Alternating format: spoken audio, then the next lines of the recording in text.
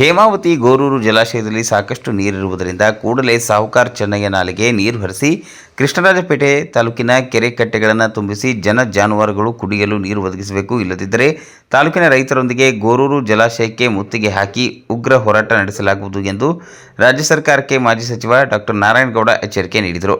ಅವರು ಇಂದು ಕೃಷ್ಣರಾಜಪೇಟೆ ಪಟ್ಟಣದ ತಮ್ಮ ನಿವಾಸದಲ್ಲಿ ಪತ್ರಿಕಾಗೋಷ್ಠಿ ನಡೆಸಿ ಮಾತನಾಡಿ, ಹೇಮಾವತಿ ಜಲಾಶಯ ಯೋಜನೆ ವ್ಯಾಪ್ತಿಯಲ್ಲಿ ಬರುವ ಕೆರೆಕಟ್ಟೆಗಳು ನೀರಿಲ್ಲದೆ ಬರದಾಗಿದ್ದು ಜಾನುವಾರುಗಳು ಕುಡಿಯುವ ನೀರಿಗಾಗಿ ಪರದಾಟ ನಡೆಸುತ್ತಿವೆ. ಆದ್ದರಿಂದ ಇನ್ನೊಂದು ವಾರದ ಒಳಗಾಗಿ ಗೋರೂರು ಜಲಾಶಯದಿಂದ ಸಾಹುಕಾರ್ ಚೆನ್ನಯ್ಯ ನಾಲೆಗೆ ನೀರು ಹರಿಸಿ ಕೃಷ್ಣರಾಜಪೇಟೆ, ಪಾಂಡವಪುರ, ಚನ್ನರಾಯಪಟ್ಟಣ ಹಾಗೂ ನಾಗಮಂಗಲ ತಾಲೂಕು ವ್ಯಾಪ್ತಿಯ ಕೆರೆಕಟ್ಟೆಗಳಿಗೆ ನೀರು ತುಂಬಿಸಲು ನೀರಾವರಿ ಇಲಾಖೆ ಅಧಿಕಾರಿಗಳು ಮುಂದಾಗದಿದ್ದರೆ ತಾಲೂಕಿನ ಸಾವಿರಾರು ರೈತರೊಂದಿಗೆ ಹೇಮಾವತಿ ಜಲಾಶಯಕ್ಕೆ ಮುತ್ತಿಗೆ ಹಾಕಿ ಉಗ್ರ ಹೋರಾಟ ನಡೆಸಲಾಗುವುದು ಎಂದು ನಾರಾಯಣಗೌಡ ಎಚ್ಚರಿಕೆ ನೀಡಿದರು. ರೈತರ ಜೀವನದೊಂದಿಗೆ ಚೆಲ್ಲಾಟವಾಡುತ್ತಿರುವ ರಾಜ್ಯ ಸರ್ಕಾರ ಹಾಗೂ ನೀರಾವರಿ ಇಲಾಖೆ ಅಧಿಕಾರಿಗಳು ಹೇಮಾವತಿ ಜಲಾಶಯದಲ್ಲಿ ಸಾಕಷ್ಟು ನೀರಿದ್ದರೂ ಕೂಡ ಸಾಹುಕಾರ್ ಚೆನ್ನಯ್ಯ ನಾಲೆಗೆ ನೀರು ಬಿಡದೆ ಬೇಜವಾಬ್ದಾರಿತನದಿಂದ ವರ್ತಿಸುತ್ತಿದ್ದಾರೆ.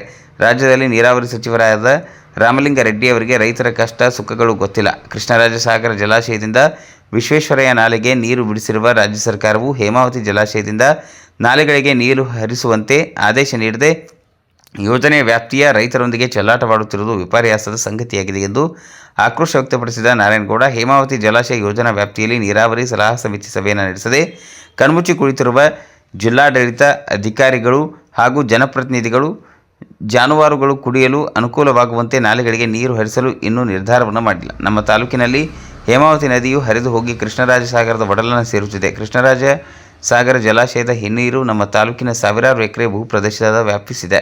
ಸಾವಿರಾರು ರೈತರು ತಮ್ಮ ಜಮೀನನ್ನು ಕಳೆದುಕೊಂಡು KRS ಜಲಾಶಯ ನಿರ್ಮಾಣ ಮಾಡಲು ಭೂಮಿಯನ್ನು ನೀಡಿದ ತ್ಯಾಗಿಗಳಾಗಿದ್ದಾರೆ. ಜಲಾಶಯ ಯೋಜನಾ ವ್ಯಾಪ್ತಿಯ ರೈತರನ್ನು ರಾಜ್ಯ ಸರ್ಕಾರವು ಮಲತಾಯಿ ಮಕ್ಕಳಂತೆ ಕಾಣುತ್ತಿದ್ದು, ಹೇಮಾವತಿ ನದಿಗೆ ನಿರ್ಮಿಸಿರುವ ಗೋರೂರು ಜಲಾಶಯವನ್ನು RS ಅಣೆಕಟ್ಟುಗೆ ತುರ್ತು ಸಮಯದಲ್ಲಿ ನೀರು ಹರಿಸಲು ನಿರ್ಮಿಸಿರುವ ಅಣೆಕಟ್ಟನ್ನು ಭಾವಿಸಿದೆ. ಇಂತಹ ರೈತ ವಿರೋಧಿ ಧೋರಣೆಯನ್ನು ಹೊಂದಿರುವ ಅಧಿಕಾರಿಗಳು ಹಾಗೂ ಜನಪ್ರತಿನಿಧಿಗಳಿಂದ ನಾವು ರೈತರಿಗೆ ಸಹಾಯವಾಗುತ್ತದೆ ಎಂದು ಹೇಗೆ ನಿರೀಕ್ಷಿಸಲು ಸಾಧ್ಯ ಎಂದು ಹೇಳಿದರು. ವರದಿ MK ಹರಿಚರಣ ತಿಲಕ್, ಕೃಷ್ಣರಾಜಪೇಟೆ, ಮಂಡ್ಯ.